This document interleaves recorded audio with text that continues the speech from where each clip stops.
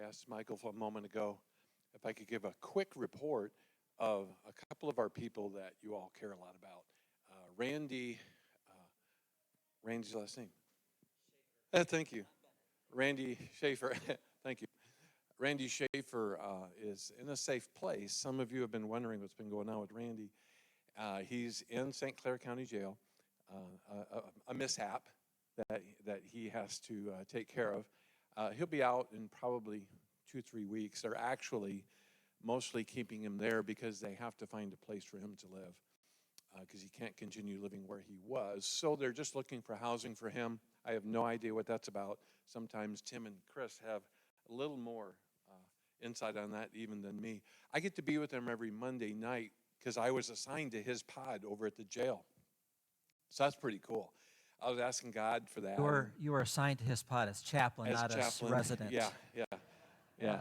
Just clarify. Yeah, right. I do worry that my wife will sometimes call the jail and tell them to keep me, but that's another issue.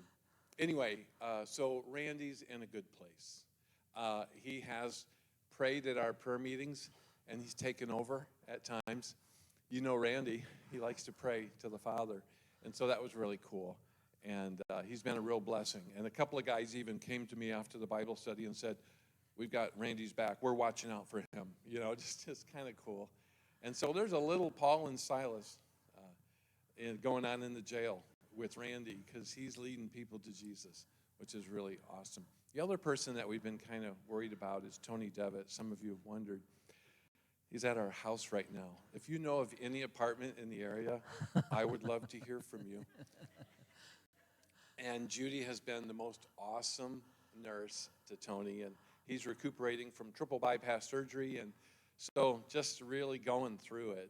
And he's just not that healthy yet to be out on his own. He talked about taking his scooter out and going out into the neighborhood and looking for a place to live. We're encouraging him not to do that today. He's just not quite balanced yet on his feet.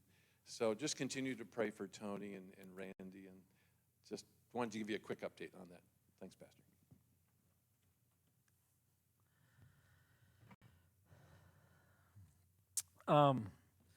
I've worked a number of different jobs in my life. You know how it is when you're starting out trying to put food on the table, right? One of the jobs I worked with was with my brother. My brother's a contractor and builds houses. He's very good at his job, actually. If he didn't pay me to say this, but if you need a builder, call my brother. But he's very good, and at times he needs some extra help, and I needed extra money, and so he would he'd hire me on for a job, and we'd work. And you know, I like that kind of stuff. I like working with my hands. I remember when it was first started in the ministry, I went home to Becky one day, and I just held up my hands like, I don't have calluses anymore. I like work, and I like, you know, being on the farm and working in the factories and things like that. I just, you know, it was just a sign, you know, I'm a man. I got calluses. So I'd help my brother out once in a while, and I don't know a lot about construction and, you know, all the angles. I was never good at math. And, you know, the fractions are useful. So he was up on the roof one time, and I was down on the bottom, and we're sheeting the roof, putting the plywood on the roof. And he was shouting down measurements and angles to me because we're working in a valley, and so you had this, you know, kind of one cut at this angle and kind of cut at this angle, and you had this little bit of piece, and it was this long, and I've got the pencil, and I'm trying to write it all down on the plywood, and I wasn't moving as fast as he wanted me to. And if you know anything about my brother and I's relationship, there's been some contention over the years as we've if you've listened to any of my stories about my brother and I, we've had some disagreements, and we didn't always get along, and we would be a little snarky with each other. And so he's shouting down these things to me, and he's waiting on me, and he's wanting the piece of wood, and I'm still trying to figure out the angles and figure out the measurements and all this kind of stuff. And I just very politely, very compassionately, I yell up to him if he could do better, then he's more than welcome to come down and do the job himself. I was very polite. I didn't have any attitude whatsoever. I wasn't frustrated or ticked off in any way, shape, or form. I was very nice. I was probably a little rude. in my statement to him about, hey, if you don't like it, if you want it faster, come do it yourself. I'll sit here and watch. So the job went on. That day we went on and we did the job, and the next morning we showed up on the job site, and Jeff comes over and he goes, Michael, and he was very nice about it, but he was very firm. He said, Michael, this is my job. This is my livelihood. And I depend on things being done right and well and quickly. My name is on the company. That's my name. And so I need the jobs done right. And I need you to pick up the pace. Okay? Like, you're right. It's your company. It's your job. You're the boss. I'm the employee. You're right. I'll do better. I'm going to do my best. And that just has really stuck with me. It's been years since that happened. Of being able to submit to somebody and say, you know what, you're right, you're the boss. Even though we're brothers, we're on the job site, this is kind of professional. There was just him, there's just three of us there, but he was right. He was right. It's his job, it's his company. It's his name on the company. He doesn't advertise, it's all word of mouth. He was right. And not only is his name on the company, it's my name too. It's Alexander. It's my name too. Because I want people to say, oh, your brother does this, instead of, oh, your brother does this. He was right. There's a time and a place that we have to submit. Man, we don't like that, do we? Submitting to somebody else can be really difficult. And we have to do it in all phases and kind of all parts of life, don't we? We have to submit to bosses. Wouldn't it be nice if we could dictate our hours at work? If we could dictate, have any of you ever done piece jobs? Where you have a quota or a piecework or something like that. When I was factory welding, I had a certain job, and it may have, a couple thousand parts that you had to get done, and it had a certain number of time that you had to get it done within. If you didn't get it done in that time, you could get in trouble or get written up for it. And so, the cranking stuff out, and you had to submit to that. It's not like I could go to the boss and say, hey, this is a really unfair quota. I really don't like this. I think we should renegotiate the time on this. I think we should talk about the piecework. I don't think it's really fair. What would my boss say? Get back to work or find a new job. Pick up the pace, learn to be better, or go someplace else. He has every right to say that. Man, submitting can be difficult. Submitting can be hard. I did one marriage. I've done a bunch of marriages, but I had this one marriage where in premarital counseling, the lady said to me, don't say that. I said, don't say submit and obey? No, don't say that. Okay, why? So we had this conversation. I was able to explain and lay out biblically what it means to submit. And it's not just, to be a doormat. And that's the image that she had in her mind of, I got to be the doormat, and I've got to say yes to everything. Or if he tells me to jump, I got to say how high, that kind of stuff. I said, that's not what the Bible's talking about when it's coming to submit. But yes, we have to submit to one another. Huh. No, I've not heard that before. It's like, I'm okay with that. Like, cool.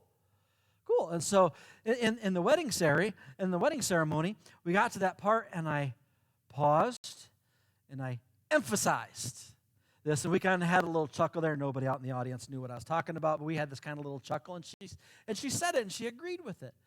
Submission can be difficult if our pride gets in the way, and our arrogance gets in the way, and our self gets in the way, but submission can be a really beneficial thing.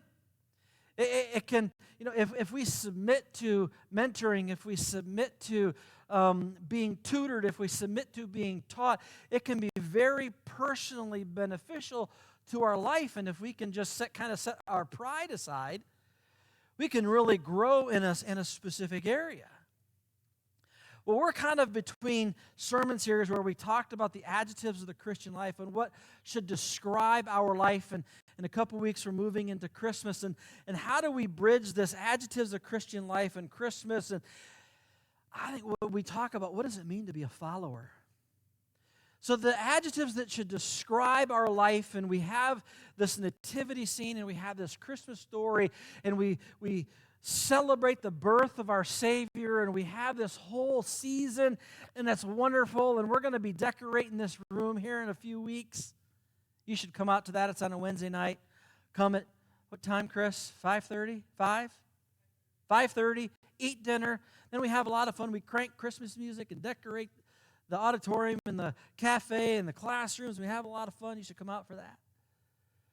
But what is this between what it means to be a Christian and what does it mean to be a follower of Jesus? We celebrate him being Savior, but what does it mean to be a follower? We talk about some of this stuff frequently in different ways, but what does it mean to be a follower? And I think one of the first things we have to do to be a follower is to be able to submit. We have to be willing to put ourselves on.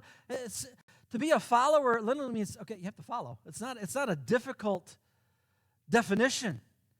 It's not hard to understand that we come after something else, someone else. If we're following, we're behind, we're different, we're not in front, we're not in charge, we're following. Now, we're going to look at this call of Matthew. It's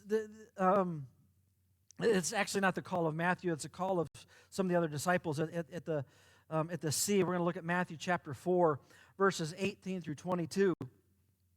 Jesus' call to disciples was very simple.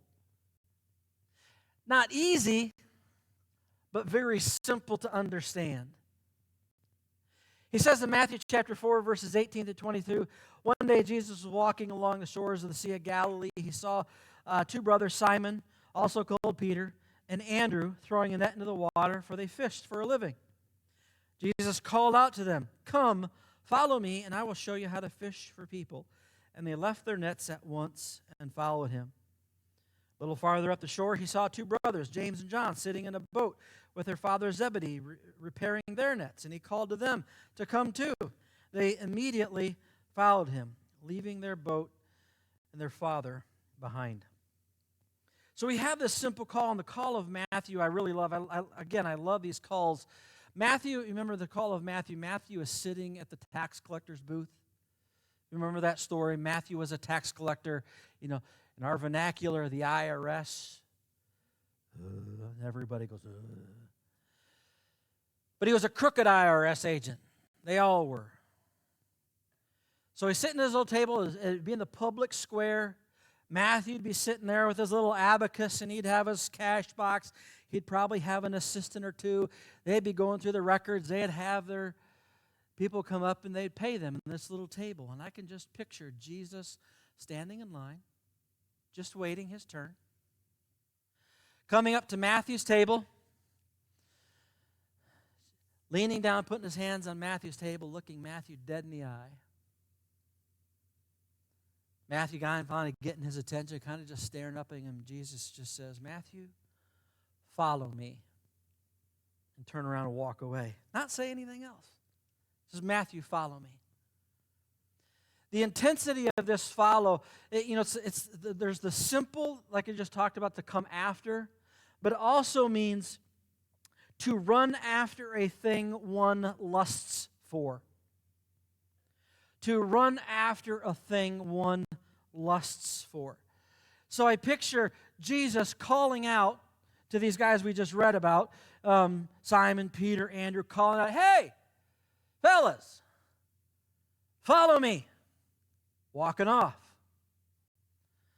Leaning on the table of Matthew, looking him dead in the eye. A little bit different tone maybe, a little bit different attitude. "Follow me." And walking away. In this image of to run after a thing one lusts for. Of Peter, John, Andrew, Matthew, these guys just like, dropping their nets. Matthew standing up from the table, his chair falling over, running after Jesus to catch up, to submit, to follow. not knowing what they're signing up for, not knowing all of what they're going to do, not knowing all of what it involves or what it entails, but they're going to follow Jesus and they run after him as one thing that they lust after. I want this. I want more of this. I want what you're offering. I want the intrigue, the mystery, the uncertainty of what you're offering. I don't know what it means, but I'm in. I'm in. And one of the things that I see in the story here is they're willing to follow who he is, not their version of what they think he should be. They're willing to follow who he is. They're willing to follow him, not the version of him that they want to try and create, not the version of him that they hope that he will be. They're following him. I've heard a lot of women talk about, they're engaged. Women will talk about the men and say, man, I hope he changes. Married women, you say, Men, I've heard men say, man, I hope she never changes. So you have a woman saying, man, I hope he changes. You have a woman saying, man, or a man saying, man, I hope she never changes. We have this version of the other person, right? That we kind of want to try and create. We kind of want to try and shape and mold. And I want to make you into the husband that I want you to be. And I want you to be the wife that I want you to be. And we have this version of the other person that we try and create. This version of the other person that we want. We'll take a job and we kind of hope that maybe we can change that job a little bit.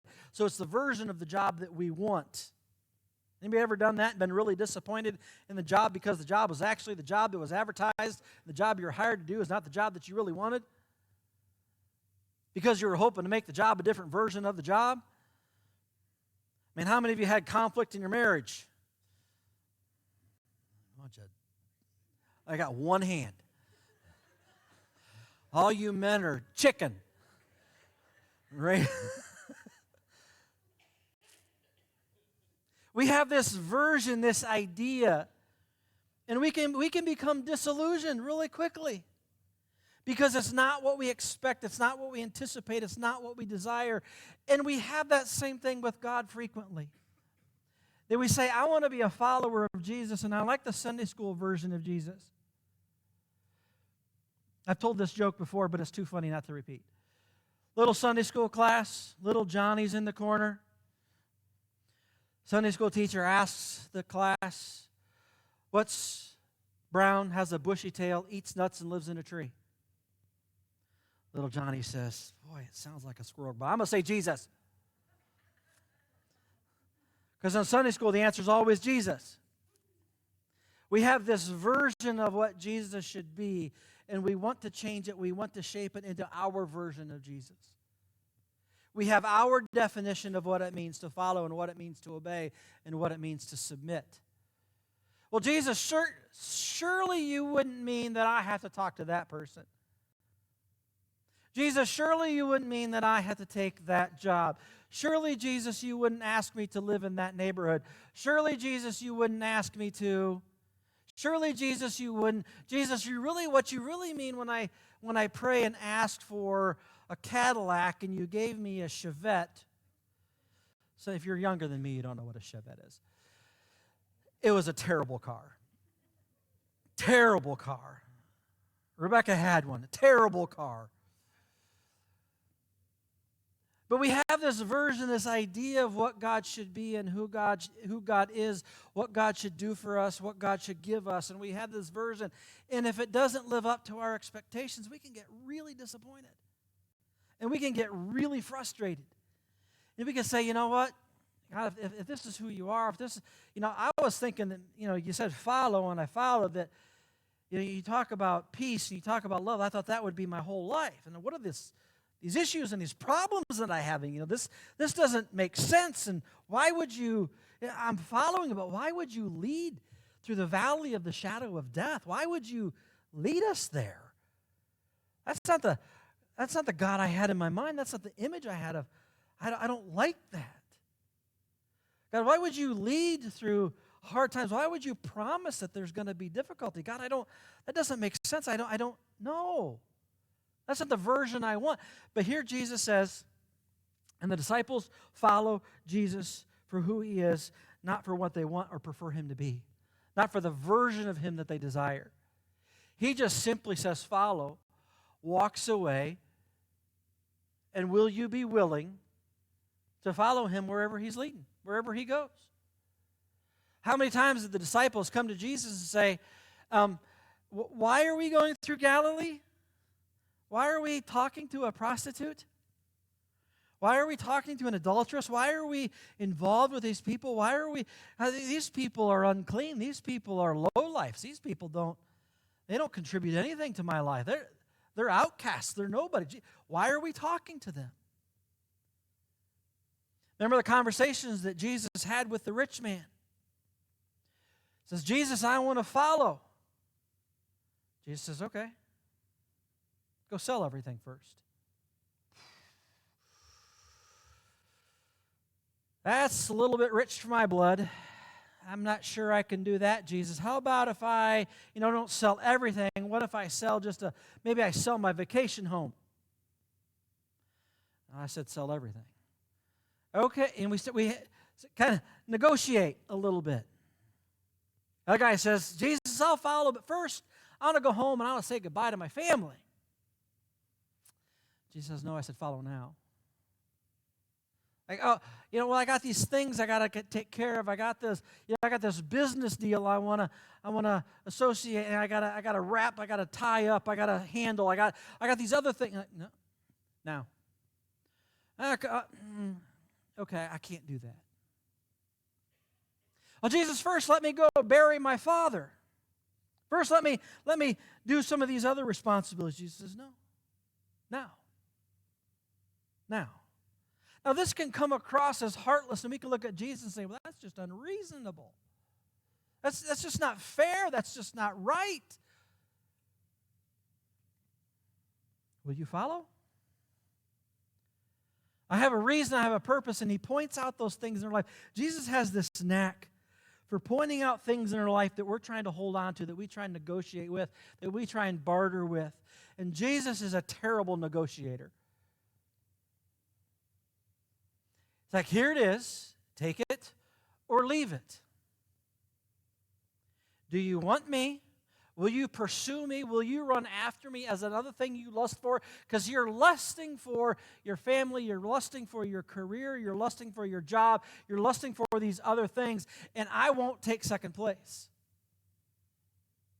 I'm not going to negotiate, I'm not going to barter, I'm not going to argue. Follow me or don't. Your choice. So when we get up from the table, when we leave our fishing nets, are we in? And that's what Jesus is asking. That's what he's expecting. That at times to follow requires a sacrifice of relationships. It requires a sacrifice of finances. It requires the certainty of a future. It can be easy to depend on our bank accounts, on our retirements, our investments, the equity in our homes, the fact that maybe we work out in the gym and I've got my health and I can be healthy and not get sick because I exercise and I diet and I eat right and I eat my vegetables.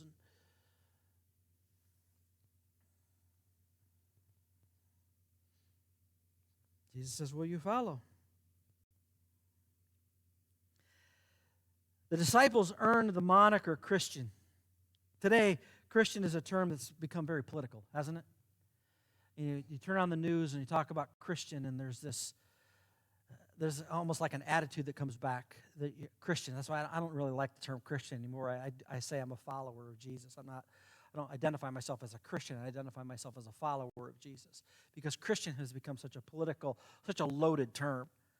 But the early church was called Christian, and they earned that term, and it was really a pejorative term, where other people who weren't followers of Jesus said, oh, you Christians, you're little Christians, you act like that Christ of yours. And it was really, they intended it to be a pejorative. They intended it to be negative. They intended it to be an insult. You know, we have those today, right? You know, we have a pejorative for Italians. We have pejoratives for Mexicans, for Irish, for all kinds of ethnic groups. We have those. What the Christians did, what the early church did was like, yeah, I like that. I'm a little Christ. It was intended to be negative because the followers of Jesus, they went where Jesus went. They taught what Jesus taught. They acted like Jesus acted. They did what Jesus did. They loved people that Jesus loved, that nobody else loved. They confronted things that Jesus confronted and thought were wrong. They did all of these things in the name of Jesus, and other people who were outside said, oh, you guys are just like that little Christ, that little Jesus. They're like, yeah, I am. I'm a Christian. And today we kind of hear that term and like, oh, I don't want to be. I'm not like that. And we can kind of run from our faith because in the West today, being a Christian is not necessarily an easy thing or a positive thing. To say I'm a Christian and I can't do that. I follow Jesus and I don't do that. I try to live my life like Jesus and I don't talk that way. I don't eat those things. I don't go those places. I don't drink that stuff. I don't do that because I'm a follower of Jesus and I want to act like Him. I want to think like Him. I want to talk like Him. I want to do it. And He asked me not to do this and I'm not going to do this. Oh, well, you're just like, yeah. Because I'm submitting my life to Him. And I'm going to follow Him, and I know what I want, and I want Him, and I lust after Him. And I'm going to run after Him. And I'm going to put blinders on. You know what blinders are for horses? Some of you remember blinders on horses. Draft horses, work horses, horses that are carrying things. They put the blinders on so they stay focused. They don't get distracted by what's going on around them, on what's beside them, what's behind them, anything else. Sometimes, church, I think we need to put some blinders on. We say, I don't care what my boss says. I don't care what my coworkers say. I don't care what my family says. I don't care what my neighbor says. I'm going to love you anyway. I'm going to do what Jesus did. I'm going to follow Jesus. I'm going to submit to His way. And I will accept Him for who He is, not the version of Him that I want Him to be. When the Spirit speaks to a heart and says, hey, go talk to your neighbor. Jesus. Oh, my neighbor. You can love him, but I don't. You may love him. You must not know him as well as I do. Jesus is my boss. Don't tell me to be nice to my boss and respect my boss when my boss doesn't respect me. He doesn't respect. Oh, I'd get so frustrated. Respect me. Like,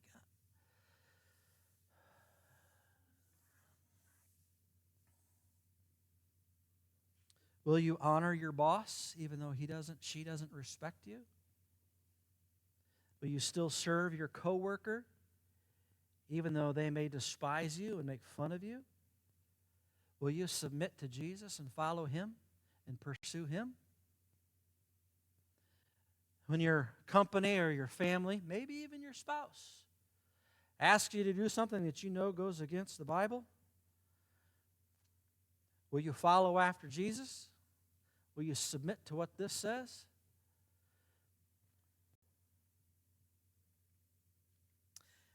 There's this quote that I love. I actually had to go and find it. I didn't know who said it, but it's attributed to Voltaire. I think he's a French philosopher.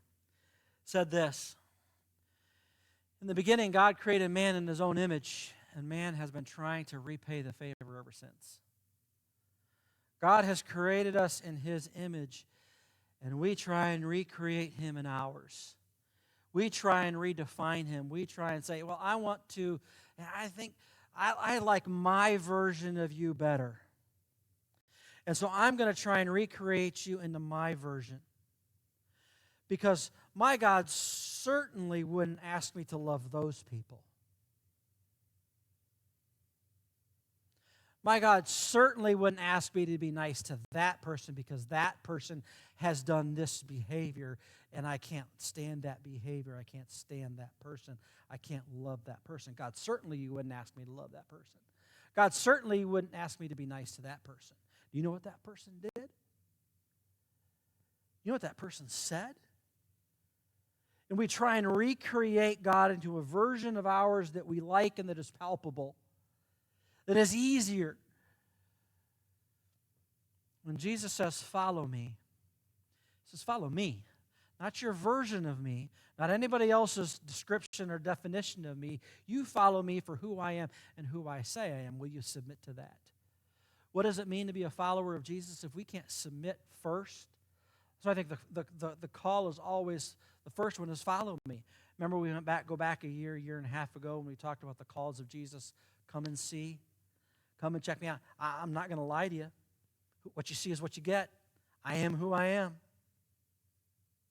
I have high expectations. It's a simple call. It's not easy, but it's simple. Will you do what I did? Let's not try and recreate God into our image. We were made in His image. We can't recreate Him. We can't re-envision Him. We can't redesign Him. We can't repurpose Him. Regardless of how we feel, regardless of what news media tells us about Him, regardless of what a lecturer may say about Him and what it means to be a follower of His, will you follow Him for who He is and who He says He is? His call is simple. It's not necessarily easy. Are you setting conditions? Are you trying to redefine Him? Are you having a hard time accepting Him for who He is and who He says He is? Are you having a difficulty knowing the New Testament, the gospel definition of who Jesus is and what it means to be His follower, and saying, let's talk about this. Can we talk about this? That whole lying thing. Sometimes lying is really beneficial, Jesus. Honor my husband and respect him. You know what a jerk he is? And my wife, her voice is just shrill. And it just grinds my gears. Jesus, you can't mean that.